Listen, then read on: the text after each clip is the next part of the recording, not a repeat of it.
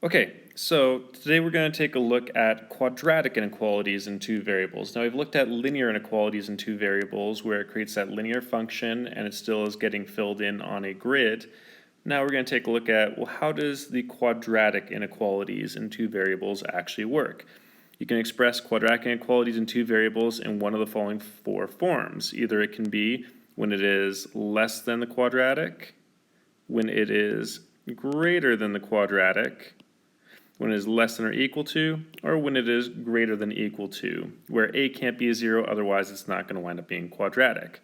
So when we're solving this, we're going to create our boundary line just like we did with the linear ones, but now obviously it's going to be a parabola. And then we shade the region that is going to represent our solution region.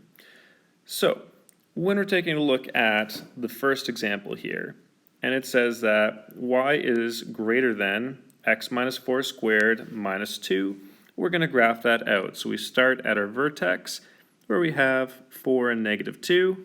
I have an a value of 1, so I'm going to just do the y is equal to x squared pattern here. Up 1, right 1, up 1, left 1, and then continue that on. 2 and 4,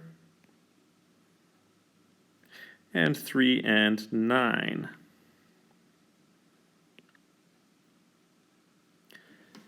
Now, when it says, should the parabola be a solid line or a broken line, I'm going to choose a broken line because it does not have the equals to in here.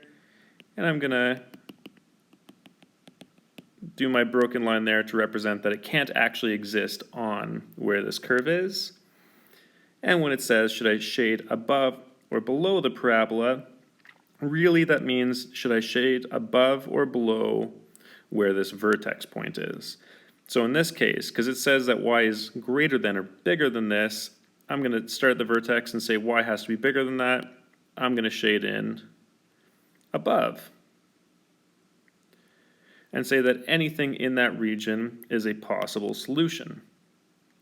Now, if I need to use a test point, then I'm going to pick a point that's in this region. For our purposes, I'm going to pick this point here that's in the region of 4 and 0. But remember, you can pick any point that exists in there.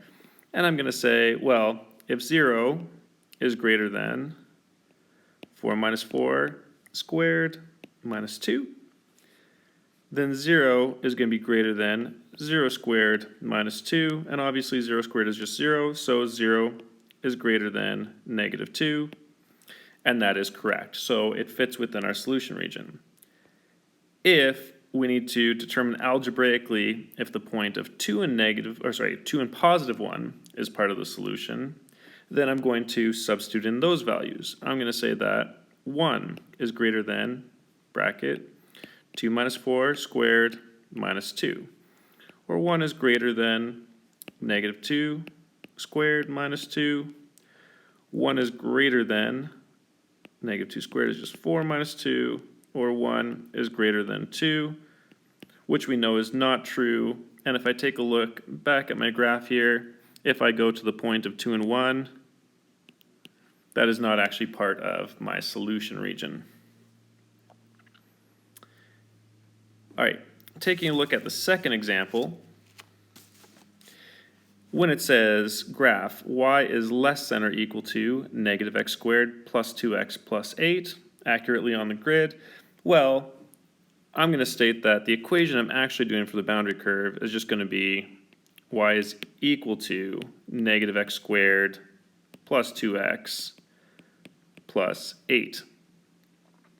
I can state the values of the intercepts, where I can do the x-intercepts are just going to be when y is equal to 0, and the y-intercept is quite easy when it's in general form. It's just when x is equal to 0. Well, here y would just equal negative of 0 squared plus 2 times 0 plus 8. This is going to cancel out. This is going to cancel out. Y is just equal to 8, or it's the constant in my general form equation. So I'm going to count up 1, 2, 3, 4, 5, 6, 7, and 8. And I know that it has to go through the point here of 0 and 8. For the x-intercepts, I can just use the quadratic formula or graphing or whatever I want to do. In this case, I'm just going to factor them actually. 0 is equal to negative of x squared plus 2x plus 8. Well, I don't like the negative x squared, so I'm going to say that x squared minus 2x minus 8 is equal to 0 when I move it across.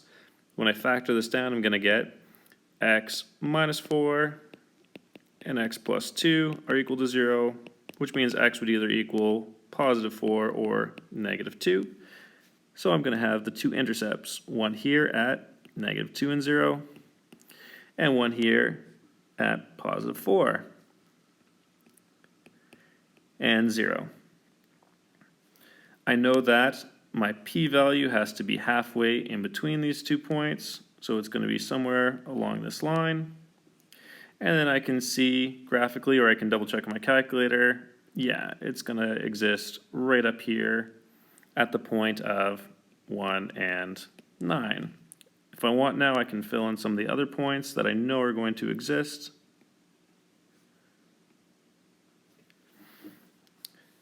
And then all I'm going to do is I'm going to say, well, it is a solid boundary line because it does include the equals.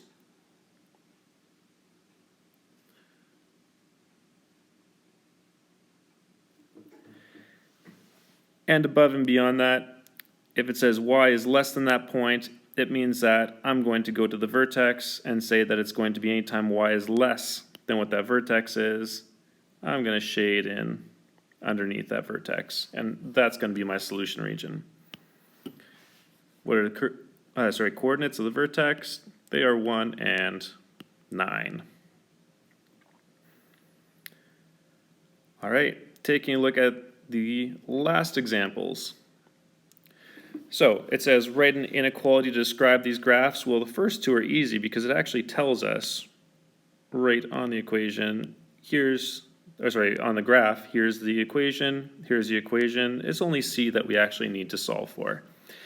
So in this case, the equation is y is equal to x minus 3 times x plus 2, but because it's filled in below the vertex, I'm going to say that this is going to be y is less than or equal to x minus 3, x plus 2. We can't tell, because this was done on a graphing calculator, whether it's going to include the equal or not, so we're going to assume it includes the equal. Because remember, our calculator won't actually tell us if it's a broken line, it's just going to shade in for us. In the second case, it is shaded above where that vertex is, so I'm going to say y is greater than or equal to x squared plus 8x plus 12. Like I said, the only one we need to solve for is just this last one. Well, I have my vertexes here, and that's at the point of 1 and negative 4. And then beyond that, I can see when it's going to the next point, it goes up 1, right 1, or moving to the point after that, it goes up 4, right 2, which means that my a value in this case is just going to be 1.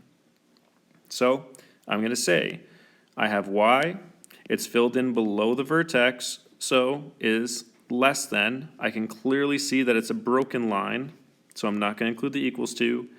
And then I just have x minus 1 squared plus 4. All right, I hope this all makes sense to you. Please let me know if it doesn't, and go ahead and try some of the practice that's on page 496 of your books.